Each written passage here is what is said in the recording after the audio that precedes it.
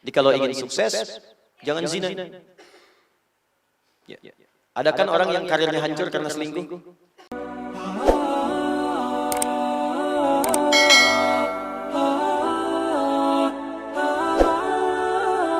Surah An-Nur berisi 10 pokok cahaya kehidupan. 10 pokok cahaya kehidupan yang akan membimbing setiap hamba,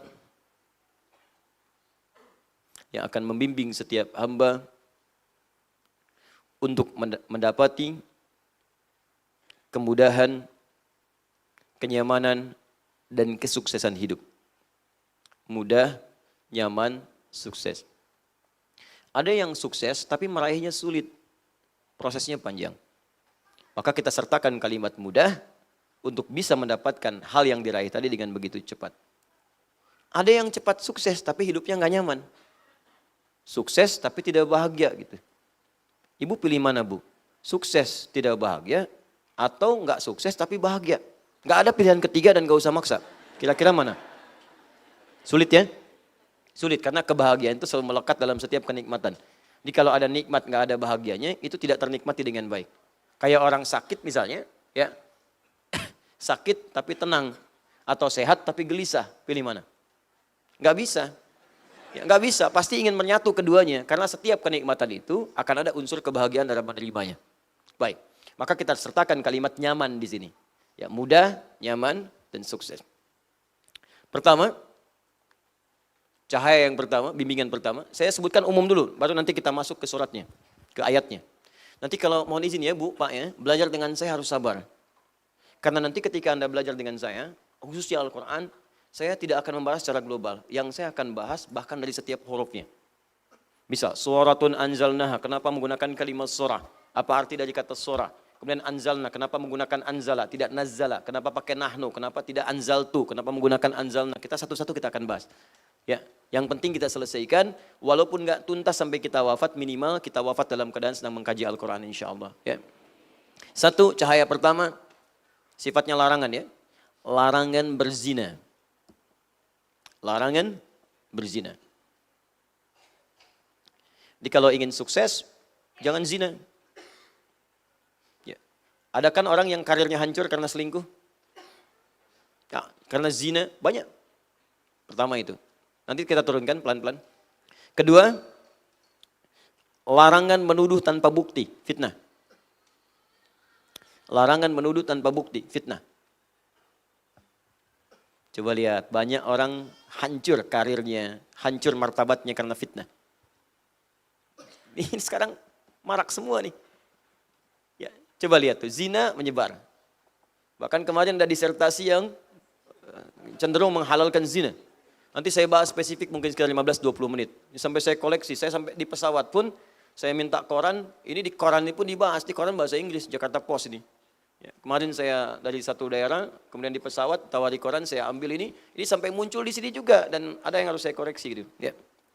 Nanti terakhir saja, supaya nggak ngambil waktu banyak kita. Kalau hukumnya gampang, anak SD aja tahu. Anak SD itu tahu, kalau hubungan di luar nikah itu dosa. Namanya zina. Tanya anak SD, Anda belajar tinggi-tinggi sampai S3 nggak bisa bedakan itu. Ngapain itu kan? Buang-buang waktu tenaga. Anak SD tahu zina itu haram, dosa. Anda sampai S3 masih belum tahu juga. Kan kasihan gitu. Udah, sini. 3. Larangan menebar hoax. Larangan menebar hoax. Tuh kan? Menebar hoax. Hoax. Hoax. Ya, berita yang tidak benar. Sudah? Sekarang kejadian enggak? Ya coba tuh, 3-tiganya udah menyebar. Makanya kehidupan tuh sering gelap. Melihat. Kan serba gelap yang kita hadapi sekarang ini. Kerusuhan di mana-mana. Ribut di mana-mana. Saling tuduh di mana-mana. Berita hampir tiap hari tuh. Hampir tiap hari kok jelek terus gitu yang muncul. Mabuk di sini, pembunuhan terjadi, kecelakaan begini. Ini hampir tiap hari, buka di tiap hari.